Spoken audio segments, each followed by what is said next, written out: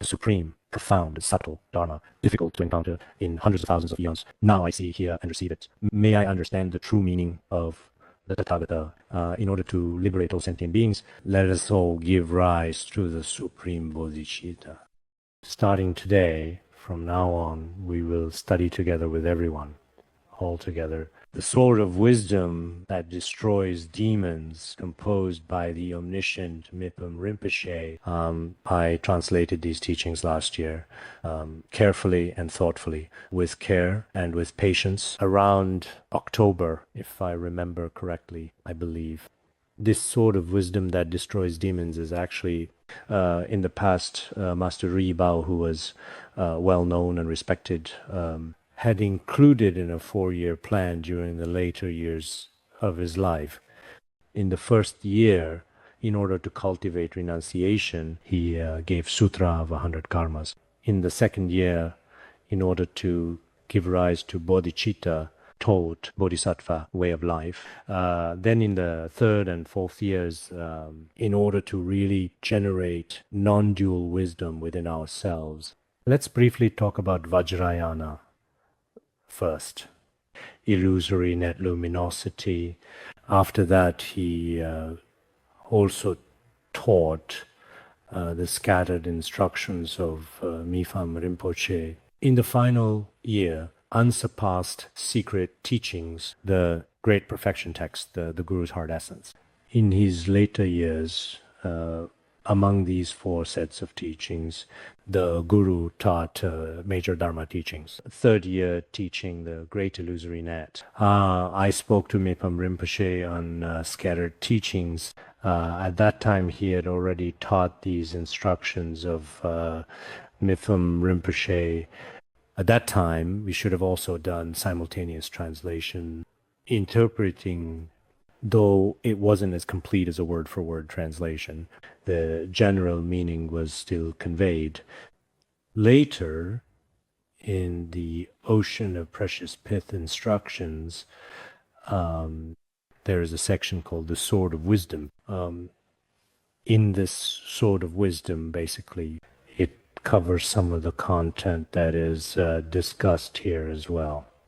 Because these are verses when the Dharma King was teaching at the time, sometimes it wasn't very clear to hear, and for a variety of different reasons like this, perhaps our translation honestly wasn't that detailed. But, well, in any case, if you are studying this treatise yourself on your own, you can also refer to the Sword of Wisdom.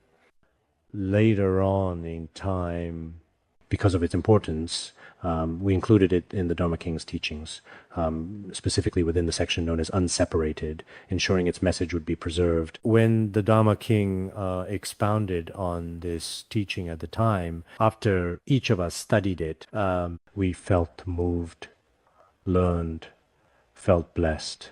So later on, I always wanted to translate Mipham Rinpoche teaching. This is truly very meaningful for everyone.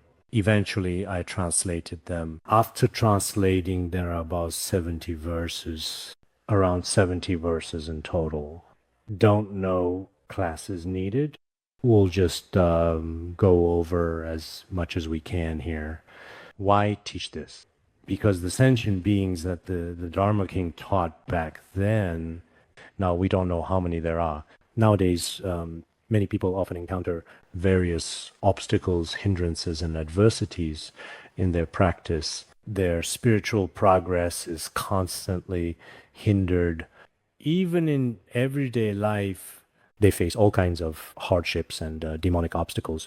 So we have a method, a way to truly dispel these obstacles. If we persist in our practice, it is also really very important for us right now. Clear these obstacles is not as simple as just telling them to go away and they leave. We need to find their root cause. Of course, when it comes to dispelling obstacles, we recite some wrathful mantras, some powerful mantras. as well as perform other practice rituals. As we mentioned earlier, for example, the annual Wrathful Guru Rinpoche practice, Vajrakilaya Phurba dagger practices. These are very effective.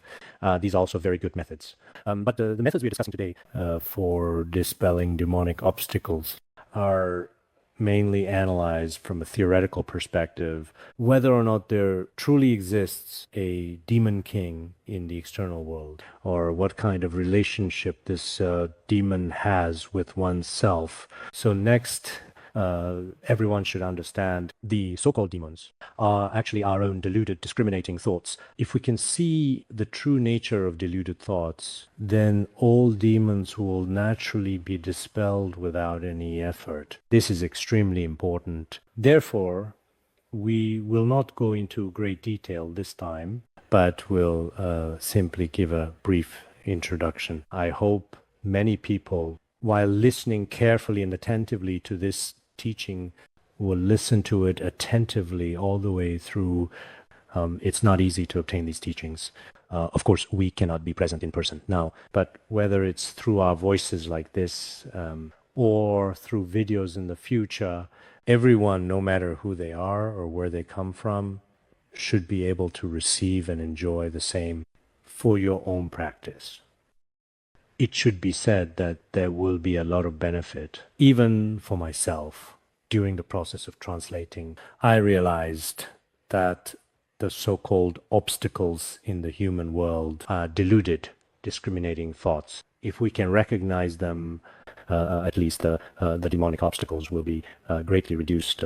To completely purify demonic obstacles is something to be eliminated in the path of cultivation. There may be some difficulty, but for us, indeed, in today's ever-bustling world, there are quite a lot of obstacles. Relying on this method to dispel demonic obstacles and smoothly completing one's own practice is very important.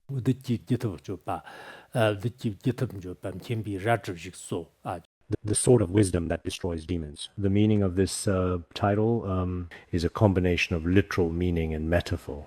It is the sword of wisdom that destroys demons. In the Tibetan language, the meaning is to destroy the illusions and magical tricks of demons, to destroy them. We need a very sharp sword of wisdom. By using the sword of wisdom to analyze, analysis shows demons do not exist in the external environment, but are actually the so-called inner demons within our own minds. Recognize them.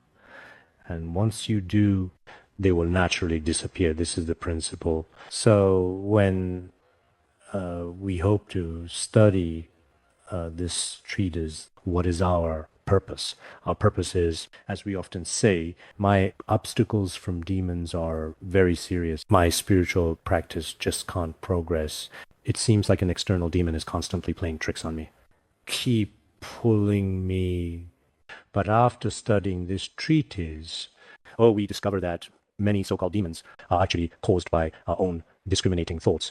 This principle should indeed be very clear. Now, this teaching was composed by the omniscient Mipham Rinpoche. Mipham Rinpoche, many people in our own lineage should have studied quite a lot. So I won't give an introduction here. If you want to know in detail in the biography, you should definitely take the time to learn about his true identity. I have translated Mipham Rinpoche's biography before, a biography written by His Holiness Jigme Phuntsok. Another biography exists in Mipham Rinpoche's collected works. There is a biography by Khenpo Genhwa. I had always wanted to translate it, but in the end, it never came to fruition. Also, back in the early 2000s, we at Larong compiled several books co-edited with a Khenpo. There were about 100 volumes, mostly rare and valuable works. A volume by Dilgo Khyentse Rinpoche, which he composed when he was young, a biography of Mipham Rinpoche.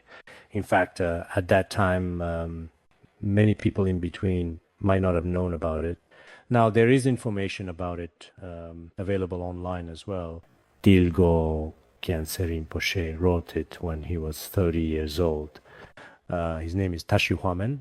He did not use the name Dogo Khyentse. It was only later that people realized it was written by him. Of course, as for the content, actually a considerable portion of it is like Khenpo Genhua, the biography by His Holiness in particular, contains some especially unique and memorable stories.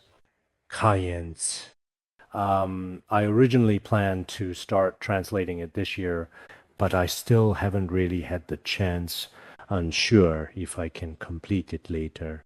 Actually, for each and every one of us, Mipham Rinpoche is not only a fundamental lineage master. His Holiness said in mind streams, my lineage disciples, even the arising of a single virtuous thought from Mipham Rinpoche blessing, significant relationship.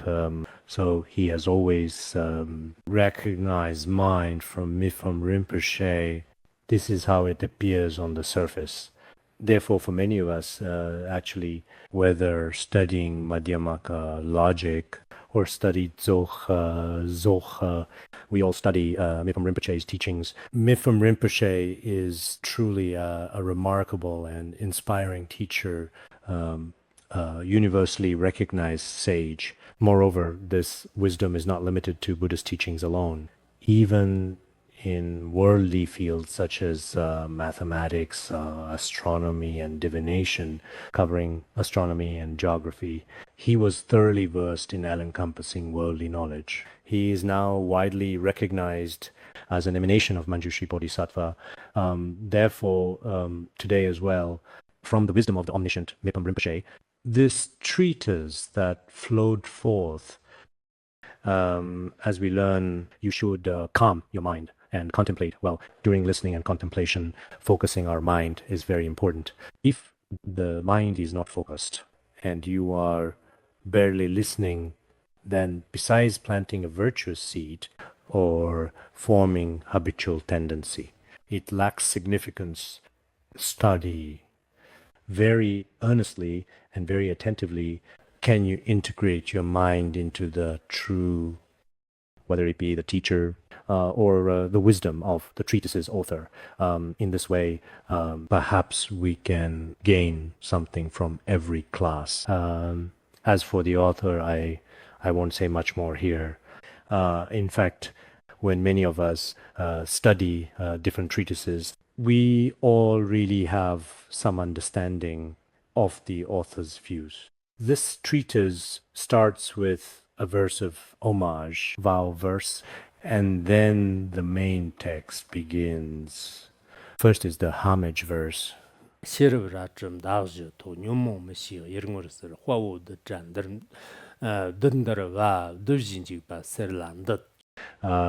a verse of homage dedicated to Manjushri Bodhisattva. This means that, well, in other words, Manjushri Bodhisattva embodies all wisdom for us as later students. If we often pray to Manjushri Bodhisattva, get Manjushri's wisdom, it will help us truly break free from ignorance and delusion. This is extremely important. The process of listening and thinking during practicing, it is actually very important to pray to your own yidam.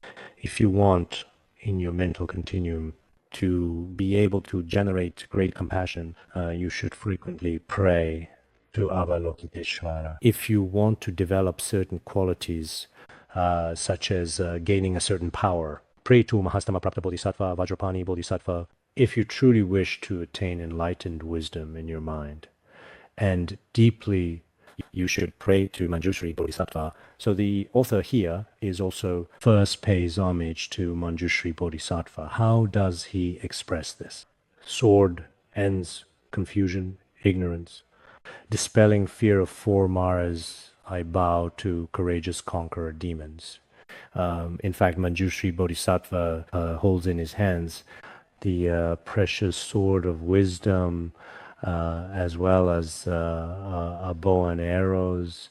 He is mainly a four-armed Manjushri, because the four-armed Manjushri, as we all know, holds a precious sword in his right hand, which destroys the root of ignorance. Scripture case left on top of the scripture case is the prajna paramita, meaning that the source of wisdom is prajna.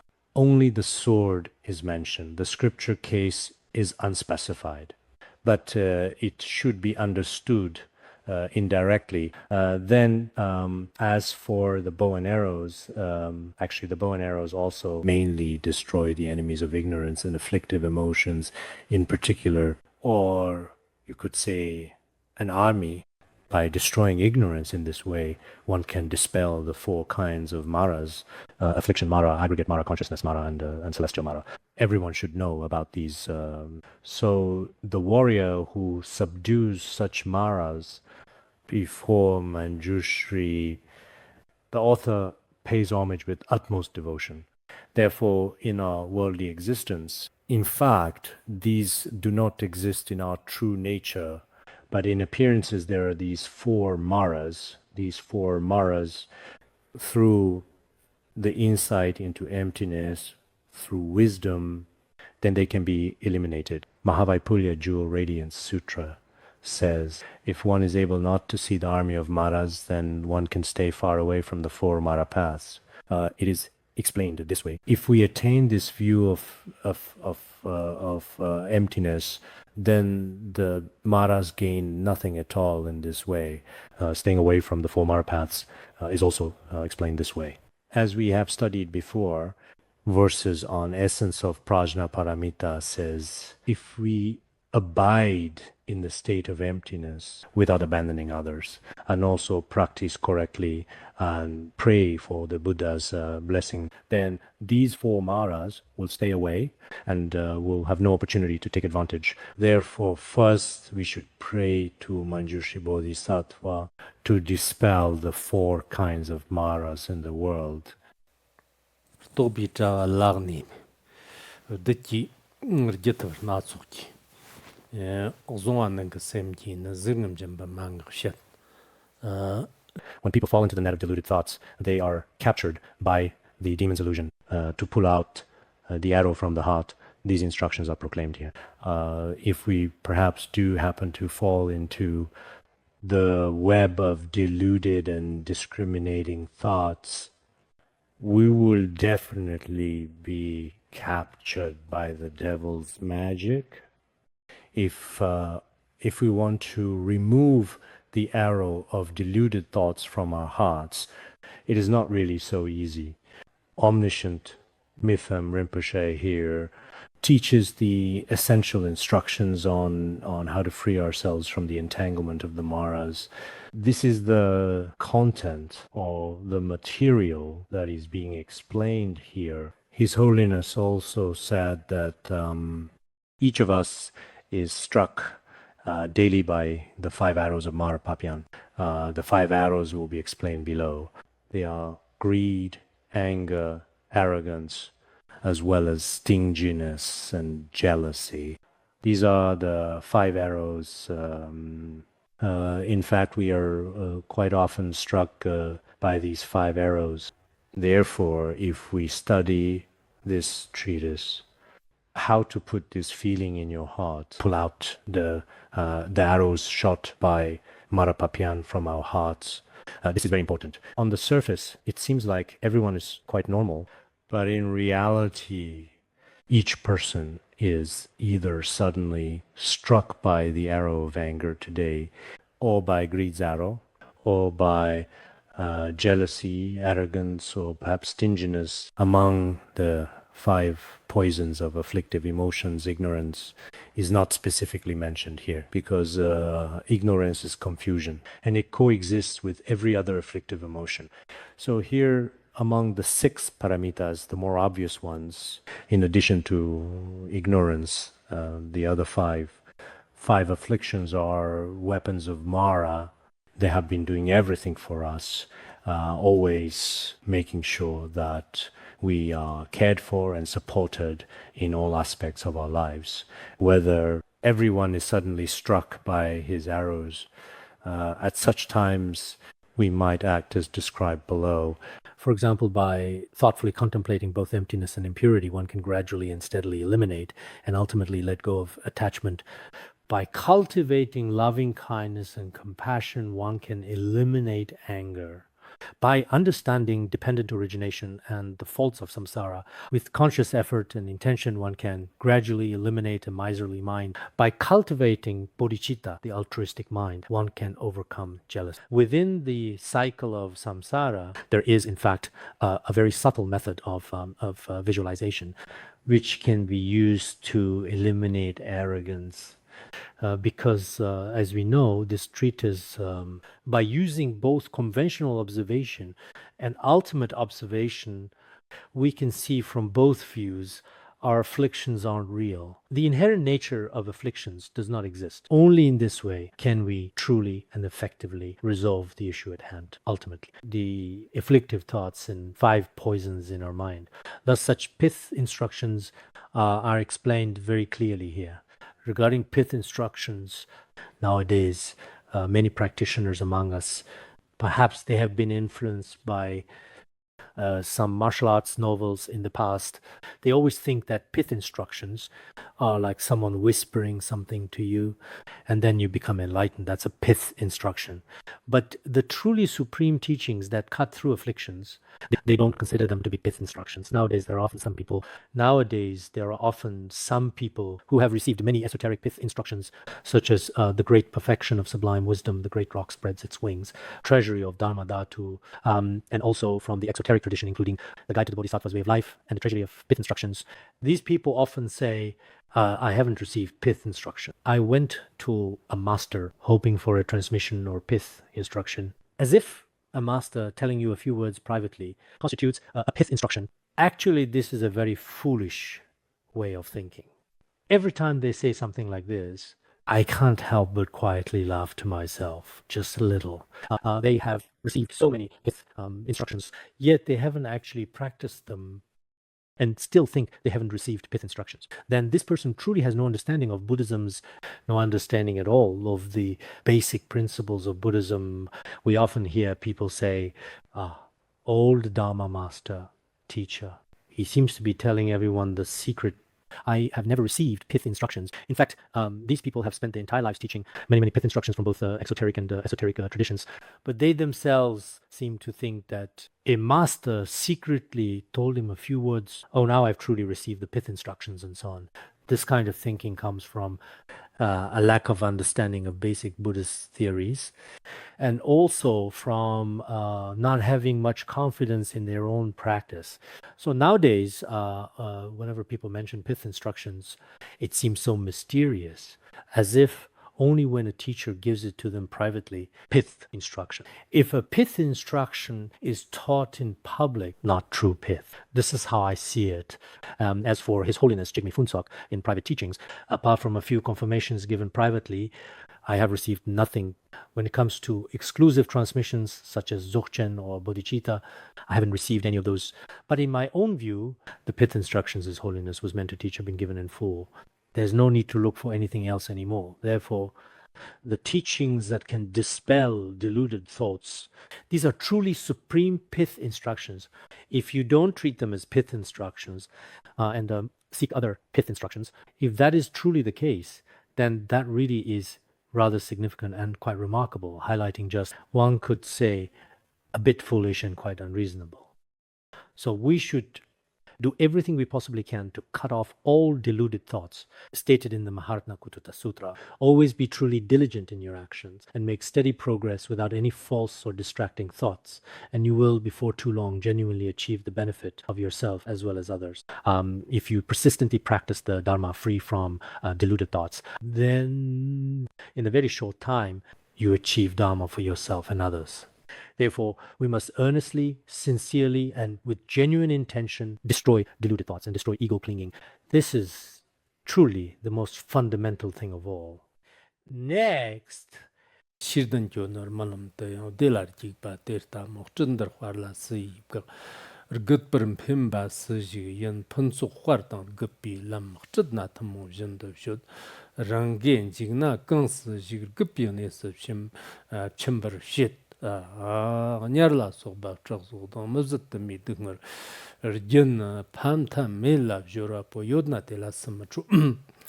He will go on to explain separately the various harmful effects of deluded, discriminating thoughts. This is the main topic. O wise one, even in your dreams, you still truly seek happiness. In this world, who, after all, would ever choose to block prosperity, and who in their right mind would willingly push themselves into a state of decline and loss? The rise and fall of fortune is undoubtedly something that everyone, everywhere in the world, experiences in their lives at some point. If one could enter any state at will, who would choose to go toward decline? If a person is wise and thoughtful in their actions, no matter what their situation is, everyone seeks to meet their most fundamental basic needs in life when awake, but even in dreams. Even in their dreams, they search for what? For the path to happiness for their body and mind. Everyone is like this. Didn't Gendun Chempel also say that even a legless earthworm moves about in search of happiness, and a blind ant also really runs around for the sake of happiness? All sentient beings living in this world indeed are truly striving for their own happiness, just as he said. In fact, in this world, as long as someone is even a little bit intelligent and aware, they are all seeking happiness and simply trying to avoid suffering. In that case, actually, in this complicated world, no one is stopping you from attaining wealth, honor, and happiness. And no one is pushing you into a state or condition of gradual decline, ongoing failure, or significant and notable loss. In the whole world, in reality, everything is actually very fair. But it is indeed our ego clinging and our discriminating thoughts that, in fact, are what truly cause us trouble.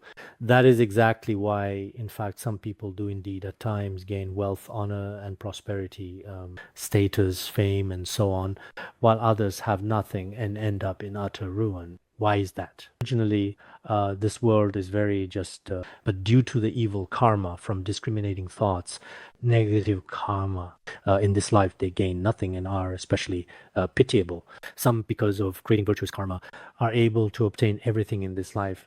We should take the time to truly understand this cause and effect relationship. Regarding prosperity and failure, it is actually very fair and just truly fair and absolutely impartial among all people in the world. Whether it is prosperity, victory, or perhaps decline, or this kind of suffering, all of these things in this world are meaningful experiences that people can share together with one another. For example, if it is about wealth, everyone can have wealth. If it's status, everyone can have status.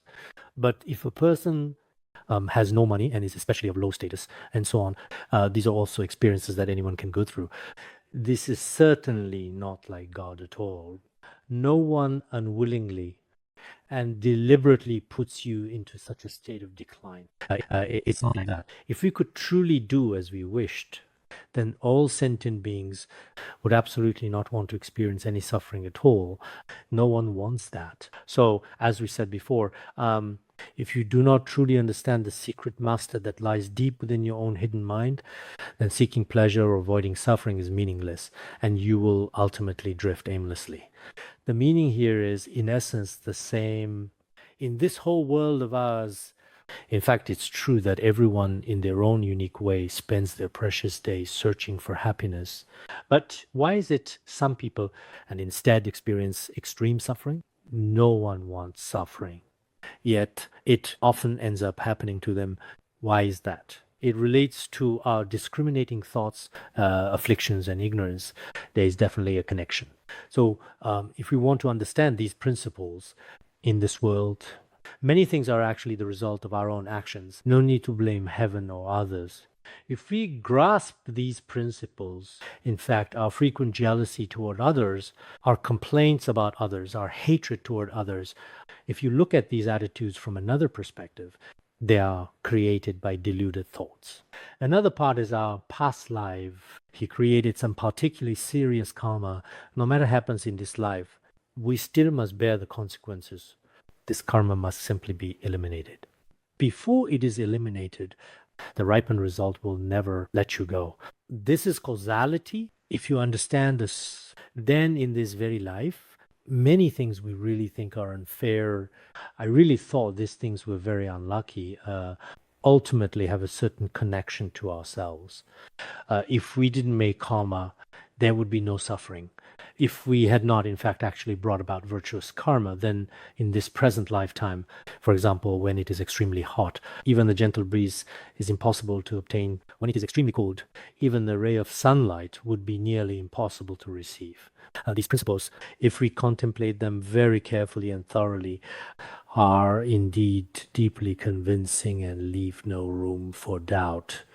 Just now, it seems the Tibetan Nyar la soba choba so mazat mi dungorigen pamta mi la jurapo yodna de la samanjo. the hells burn and so on. The intense suffering is endless. If there were truly a creator who honestly would not resent them, if in this world the burning, eternal, agonizing, and unending fires of hell, heat and cold of hell, the thirst of hungry ghosts, the servitude of animals, and so on, these extremely intense, unbearable, and seemingly endless sufferings, pains, and torments, all without relief or respite, if these truly had a creator, in fact, everyone would likely hate them deeply. Why would you create such a hell? Everyone would probably hate this to the core, whether it's perhaps some religious founder or God, or if it were created by any other person. Since so many beings suffer in hell, everyone should truly and deeply resent them. But in reality, it is not actually created by anyone. Everything comes from mind. First, the mind forms judgments. These thoughts cause negative actions, then committing actions. One experiences this suffering within one's own personal reality. The sutra on the mindfulness of the true Dharma also states, all is created by the mind, all arises from the mind. The creator of everything is one's own mind. All the causes and conditions that arise in our lives are in truth created by ourselves. Everything we experience is, does the Bodhikaryavattara say so? The Buddha said that all of these are created by an evil mind. Terrors of three realms are all produced by a truly evil and malicious mind. This is exactly what is being said here, right? If there really were actually some creators in hell, these creators, where do the factories producing these weapons come from? That's how it is explained. If you think hell may not exist, hell, I can't see it now, then we can use the suffering in the human world as an analogy. All kinds of suffering in our human world are actually created from the minds of sentient beings themselves. Just like when we are simply fighting with others in a dream, the source of weapons are created by our deluded thoughts. In our real lives, it seems there are all sorts of things outside very solid weapons, hateful enemies, and so on. But in reality, when our own karma as sentient beings is impure, these things will manifest. If your karma is completely pure, attachment gone, then these external phenomena, as we observe them, cannot possibly arise. So all suffering, in the end, comes from one's own mind. Among these, there may be types of suffering. We can indeed accept them, including those arising from my discriminating thoughts, the terror that one generates within oneself. Some people with depression often think about suicide every day, or some people, because of their interpersonal relationships, hate others especially. All of these are generated by relying on their deluded thoughts. Some things seem to truly and tangibly exist. But even these external conditions, if we really take a closer look at them and consider them carefully, in fact, observe them with Madhyamaka and Yogacara, when we observe them, apart from the mind, the true nature of the external world does not exist either. This principle is subtle, but those who have understanding of Mahayana Buddhism will understand. Later, it will be explained that the creator of all these things is the demon within our minds, the demon of discriminating thoughts. Dunchin Marna put the gap day shall jar ngayina, Larjin Roak Sumbo and the Transition sheet is Taktam Nar. The great demon hides in the depths, relying on the five mudras, constantly oppressing the three assemblies of gods and others like slaves. What's being discussed is what was mentioned, the suffering of hell in our worldly existence, the suffering of hungry ghosts and humans. What exactly is the source of all these kinds of suffering in our lives? In fact, it is the great demon hidden within our minds, the demon of deluded thoughts. It relies on the five mudras mentioned below, or the five kinds of illusions, which will be explained as the five poisons. Using these five illusions and five mudras to torment the three types gods, humans and demons, so to speak, or mainly the sentient beings of the three realms. With humans and gods as the focus, these sentient beings are constantly tormented, constantly treated like slaves, never truly allowed to be free, never completely permitted to be happy. Why? It is the demon within our mind. As we just discussed earlier in our conversation, as mentioned previously, let's now continue building on those points. The treatise on the peacock's destruction of poison says, in the palace of deluded, discriminating thoughts, there dwells the king of self-clinging. It says that within the palace of our deluded thoughts, there is a powerful demon king of self-attachment, a formidable presence residing there. We analyzed it this way then, didn't we? What this means is actually all the suffering in our present everyday world and all the sources of inequality, persistent insecurity and lack of peace. The true culprit behind all of these is our self-attachment. This self-attachment, as noted below, appears as five kinds of illusions. In fact, these five mudras are also described by the Venerable Longchenpa in the Great Illusory, which also include greed, anger, ego clinging, ignorance, and arrogance.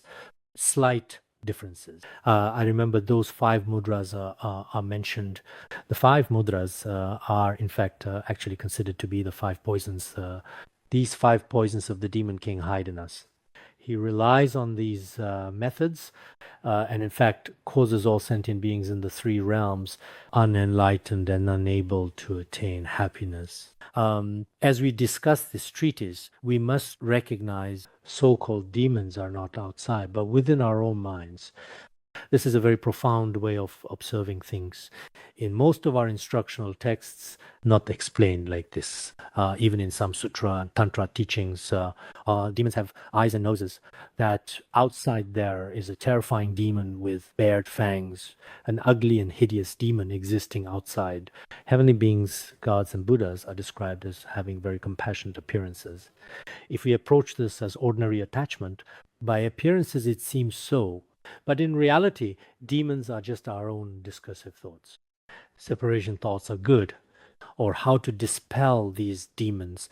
As stated in the shorter Prajnaparamita Sutra, a key Buddhist scripture known for its teachings on wisdom, if one does not associate closely with a spiritual teacher, one will be bound even more tightly by demons. If you do not rely on a spiritual teacher, in reality, these demons are constantly binding you, becoming entrenched, less likely to let go. But if you rely on a spiritual teacher, then within the pith instructions of the spiritual teacher, there will be teachings on how to distance oneself from demons. And through these teachings, one comes to recognize demons. Once you recognize the demon, it's just like catching sight of a thief. He ran away very quickly, immediately. So for many of us, when we face obstacles from demons, there's no need to be afraid. Or of course, it's easy for me to say this. When I face obstacles, it's hard to say whether I can actually practice or not. But basically, I can say that I've been practicing and studying Mahayana Buddhism for some time now. In my own life, it's not as if I haven't encountered all sorts of demonic obstacles. When I encounter obstacles, I still manage to handle them very calmly and steadily. Some time ago, when I was proofreading, I think it was a Treasury of Pith instructions or something like that, which was 20 years ago. There were also some people creating adverse conditions and so on. But when I saw the notes they produced, my state of mind stayed calm. I didn't retaliate in kind at all either. I approached many things with a sense of calm, At that time, it was also probably due to the blessings of Mahayana Buddhism. So in my own life, I've been composed and steady. I've encountered all sorts of things, but when I do, I see it as a normal phenomenon. Whether many sentient beings intentionally or unintentionally try to harm me in any way, or whatever they might make up, I still face it all with a steady mindset. That's just how people are. Besides human caused harm, there is also non human harm. All kinds of illnesses, vengeful spirits, there are also fierce ghosts, non human beings, and the 8 legions of Devas and Nagas. Sometimes during the day, many things don't go smoothly. At night, even dreams are nightmares. At such times, it's not that I feel fear or terror or that I'm especially sad. It's not like that. Life is like a dream, an illusion. No matter how successful you become, no matter what happens, that's all there is to it. And even if life hits rock bottom now, that's all to it. In this dreamlike existence, there are countless people who are successful and just as many who are not successful, whether it's your reputation, wealth, or status, including even our own physical health. On one hand, everyone probably hopes for things to go smoothly and to be happy. But on the other hand, from the perspective of a practitioner, things are not always smooth and peaceful forever. You will inevitably encounter all kinds of obstacles and fears. At such times, it's important to maintain your confidence and composure. If you have even a little bit of insight through self-reflection, the best thing to do is to rest in your own mind's nature. This might be the best approach. So we need to recognize that around us, there are so many people who are suffering. They feel insecure every day. In fact, in a certain sense, this kind of suffering is quite simple. If you rely on the fundamental and essential basic theories of Mahayana Buddhism, actually you're kind of suffering. You end up finding absolutely nothing at all. If you can't find anything, then theoretically you've already understood it. And if you put this into practice, this state of mind will gradually become more stable. So for ourselves, we can't really claim to have made great breakthroughs or progress in our practice or to have achieved any remarkable merit. I dare not make such claims. But speaking objectively and honestly, I also cannot deny that after practicing, my mentality differs from those in the world who are especially troubled, who rely on their discriminating thoughts and are extremely distressed every day. I've met some people like this. Basically, 70 to 80% of his life is made up entirely of suffering. They have enough to eat and wear, nothing, but they just can't stand many things in the world. Eating, drinking, anything else. It's painful. It's hassle. Oh, it's so annoying, and so on and so forth. All the words they say are absolutely and completely filled with negativity. Their mindset is more self-explanatory. Actually, these people should have met some good teachers, studied Mahayana Buddhism. Some of their deluded, discriminating thoughts must be destroyed. But in practice, perhaps they haven't really or actually put in a sufficiently strong and determined effort. If one truly puts in the effort, many great masters have said afflictions are conditioned phenomena, conditioned thoughts, phenomena, by relying on the wisdom of the unconditioned and selflessness. They can definitely be destroyed. It's just that perhaps our practice isn't strong enough, or we haven't practiced long enough, or our practice methods are wrong, and so on. So I think especially when we look at and consider the teachings found in the text called Heart Advice on Guru Rinpoche Practice, which is so important, so essential. Last time I basically finished translating it as well. This teaching is truly extraordinary. Don't know if there's time to explain, but even if there isn't, I hope you still take a good look at Guru Rinpoche's instructions. In the future, I will also include ebooks or through other means make it available to everyone. At that time, you must definitely... It's not just superficial observation. I read books and I listen to classes. It's not like that. If you truly contemplate its meaning in depth, even for a moment, it will definitely be beneficial for your own continuum. Next, Derta na yang zhuwa yin de yin ang tsir me xi bi, de jir ji to zhong bi shi. Sumba de yu ma jir. the truth is like this: people are unaware. They have never at any time made any efforts whatsoever to destroy the deceptions of the demons. Even though the truth is, quite simply, just like this: everything is a demonic illusion. Everything is unreal. The truth is like this. But we ignorant and deluded sentient beings have been immersed in samsara since beginningless time, and we do not realize or understand it. So among all of us here now, right now, there isn't a single person who has started to plan or strategize to destroy demonic deceptions in our continuum. Basically, there are none. Most people just follow along with the demons, simply follow the demon king. They haven't thought about fighting against the demons or fighting against the 8 worldly concerns or fighting afflictive emotions, nothing like that. Doesn't the Bodhikaryavattana also say that if we want to destroy all afflictions, then there's really nothing you can do at all? It's completely pointless and futile. You are all over the earth with leather that's just not realistic. But if you have a small leather piece to cover the soles of your feet, then you're safe. Same principio. If you can tame your own mind, then all enemies in the world have been destroyed. There is no difference. But as for our sentient beings, it's clearly our own deluded thoughts that harm us. If we put effort working on deluded thoughts, except for a few masters and practitioners of the past, those masters who have authentic lineage, they devoted their time mainly to destroying self-clinging. Besides them, the vast majority.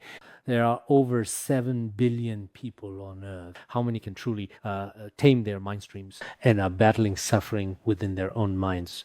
How many like that? They are very rare. Almost none exist.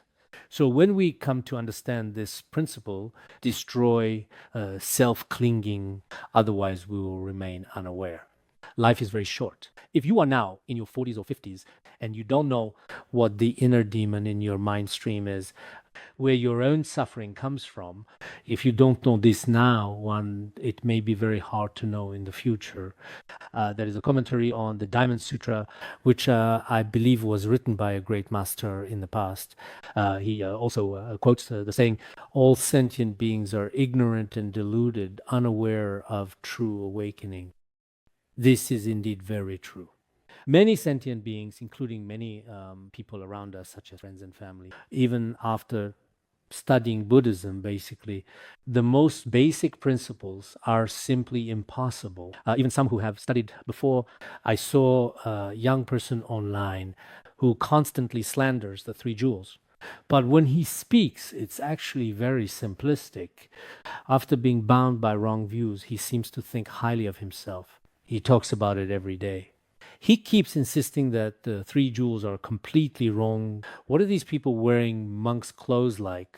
But for those of us who understand both worldly and transcendent principles, when we look, oh, this person truly is either tightly bound by the piercing arrows of relentless demons, or maybe his own wisdom is limited.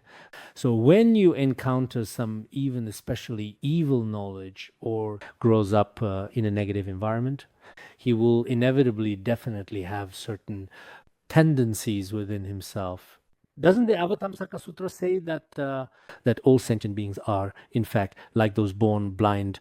Because when you are born blind from birth, you don't know what to accept or reject. If you encounter a true spiritual teacher who removes the cataracts from your eyes, then perhaps you will have the chance to see the light of the sun. But generally speaking, those without karmic connection may not encounter such an extraordinary teacher in this very life. So, on the one hand, meeting an exceptional teacher is truly very important. As for my own spiritual teachers, even if they have given me some dharma kindness, I never see them as ordinary teachers. They should indeed be regarded as one's own guru. If you do this, it is exceptionally and truly beneficial for your own personal mind stream. Respect for the dharma and respect for the guru, gradually, this will naturally give rise to qualities within your own mind stream. Otherwise, if we treat our Vajra brothers and sisters as if they are nobody special. The gurus related to us, and these Dharma teachers from whom we have received Dharma kindness, if we don't take them seriously, then actually this reflects our character. There are certain problems with our character. It also shows a lack of understanding of the basic knowledge of Buddhism and may even be tainted by various negative influences present in today's world. As a result, we become self-righteous, thinking that our actions are reasonable and justified. But this goes against the truth and contradicts the teachings of the Dharma. We must pay close attention to this. Now that we have obtained such a rare human life and have also indeed encountered the Mahayana Dharma, we should, within this lifetime, at the very least, ensure that our views are correct, strive in our practice. The final result depends on your past karmic connections and present efforts. There is a certain connection. So even if in this very life I don't attain particularly clear results, you will not have any regrets as long as you have already made the effort. Next, let's discuss another section. That's all for today. 토비 남비야 member 쳐다 전 전종 와요 등창와 덥비 원거 노르쉿 녀드 전 즈르 와요 덕적장 전랍나요 등존바 님당 척당 세르나다 초아 등놈 척도르데 무즈르 듣기 게트브르네. Now, we have previously discussed in detail the wisdom sword that destroys demons. When it comes to destroying demons, there are 5 arrows of demon, namely arrogance, greed, stinginess, anger, and jealousy. These 5 afflictions are illusions created by the demon king. For each of us, today I felt the arrow of greed. Today I was struck by the arrow of anger, the arrow of stinginess, the arrow of arrogance, or the arrow of jealousy, and so on, for example, as you might imagine. So these afflictions below, in reality, they cause each of us to suffer in this life and future life. On one hand, it discusses their harm and what the consequences and effects of these 5 poisons are. First of all, arrogance looks down on others in low places. Greed binds oneself while clinging to others. Stinginess can abandon oneself. Anger harms others and burns oneself. Jealousy strikes others and destroys oneself. Arrogance, excessive greed, and persistent stinginess. Anger and jealousy are the fierce demonic illusions of the 5 poisons. This is what we will now elaborate on one by one below. This is a brief explanation. In short, if arrogance exists in our mental continuum, arrogance is actually very harmful. What does it actually cause us to fall into the lowest depths? We can see that in this very life, indeed, those who are especially lowly or humble, such as beggars, or those who are particularly aggressive and mean-spirited. Maybe in a previous life, they were someone remarkable, someone arrogant like a king, or similar, because when we look at arrogant people now, in reality, in this life, and next they drag themselves down to the lowest state. When we see arrogant people, everyone finds them intolerable. This is a very inferior person. They have nothing, so why are they arrogant? What's so great about having a bit of money? What's great about being young and attractive? What's impressive in knowing a little? Everyone sees them as being quite very lowly. This person has low status, so that's the nature of arrogance. Here, for each affliction, he specifically talks about its particular harm. Arrogance is what drags us down to the bottom. Then there's attachment. It actually binds us. For example, whether we're attached to wealth or attached to the opposite sex, as long as I'm fond of something, then in reality, I can never break free from samsara. For example, if I'm extremely greedy for wealth, this kind of greed has already truly bound me. If I'm extremely attached to a certain person, then in fact, that person has already tied you up and bound you. You lack freedom. Now, when I look at what the world calls love, what it is mutual attachment. All of this is just binding ourselves tighter and tighter. It's truly pitiful. And then there's the knot of stinginess. I can't bear parting with anything. Doesn't the 100 Sutra say that for lifetime after lifetime, you've never even said the words give to you? if you're asked to offer, you try to let go a little, at least verbally let go. I am offering this to you, say this sentence. In this case, I can give you. So some of us constantly protect ourselves, always like this, and in fact, growing self centered. The more we protect ourselves, the stingier we become, then we abandon ourselves. We have nothing. For those of us who are stingy, even people around us can't stand it. This person is very selfish and stingy. He's not even willing, not even for a moment, to lend someone a simple bowl. When others have something, he becomes very greedy for it. He doesn't even want to give others even the tiniest little bit. People like this, their stinginess has actually already abandoned themselves. And when anger and hatred hurt others, in reality it burns oneself. Anger burns down the forest of merit. If you use anger to harm someone or speak about, in fact, you're not truly harming them at all. Actually, both this life and future lives, you've already destroyed yourself, burned yourself out completely. If you attack others out of jealousy, you are actually destroying yourself. Because jealousy means competing with others about attacking others. And at this point, actually, this person has already ruined themselves. A tolerant person would not harm themselves. But if someone is jealous, this jealousy has already harmed them. For these 5 poisons, if we don't analyze, we might not know. But when analyzed, it's clear that these 5 poisons are truly terrifying. This is demon transformation, demonic illusion. If these 5 afflictions arise within us, whether it's arrogance, attachment, stinginess, anger, or jealousy, the moment you taste the real poison for the very first time, it destroys both body and mind. So these 5 poisons really have no merits at all. Take arrogant people, they look down on everyone. As for those who are attached, everyone knows that the more greedy a person is, the more they suffer. The stingier a person is, even their family can't stand it. People see them as selfish and can't accept it. In the end, even among family members, people divorce when their spouse is too selfish. Selfishness is just stinginess, unwilling to yield, unwilling to give, not at all, not ever. That is stinginess. Anger goes without saying. Everyone knows that those with great anger can't even find companions. Such a person, no one would even want to spend a single night with them. Strong jealousy is also a form of selfishness. Those who are petty and calculating about everything, wow, in today's world, truly, maybe we're actually not quite that bad by comparison.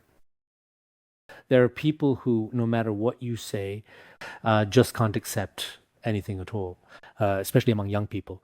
Maybe it's because they watch all kinds of movies and TV shows these days, fantasy animations and all sorts of other reasons. It's pitiful. So once these arise in our mental continuum, arrogance, stinginess, greed, anger, and jealousy, if we have powerful inner demons, then we won't have true happiness or lasting peace in our lives.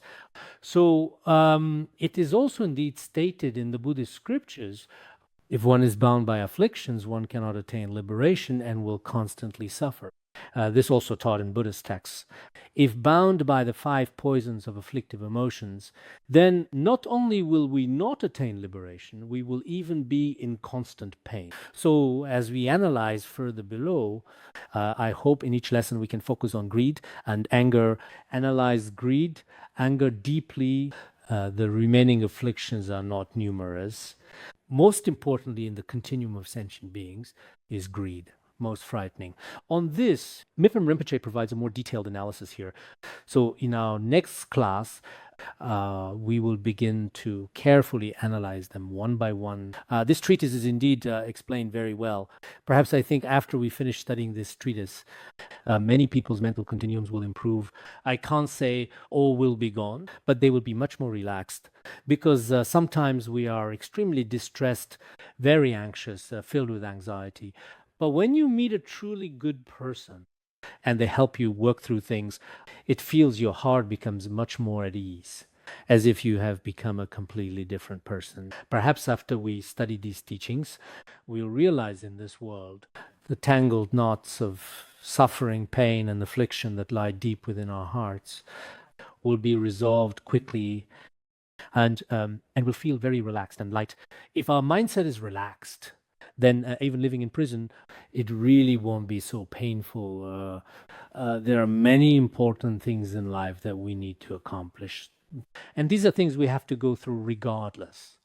So I think all of us here should still, since we now have all kinds of favorable conditions, privately study and carefully listen to a class or two. This is something that everyone should be able to do in their daily lives. If the collective formally some Dharma nectar, it's okay if it's not really realistic right now. In fact, it is best not to give up on yourself. If you give up on yourself, then it might be hard to find the right path. So I also very much hope that everyone, although we may all have our own difficulties and suffering, including myself. Previously, in the past, things like this were impossible for someone like me too. The wishes in my own heart, deep inside, would also be shared by many people. If we lack favorable conditions, we should also perhaps adjust our own mindset. Let's make sure that many of us don't give up. Perseverance is crucial. No matter what you encounter, don't give up. This will be helpful for your own continuity. All right, that's all for today. Thank you so much for watching and have a wonderful day.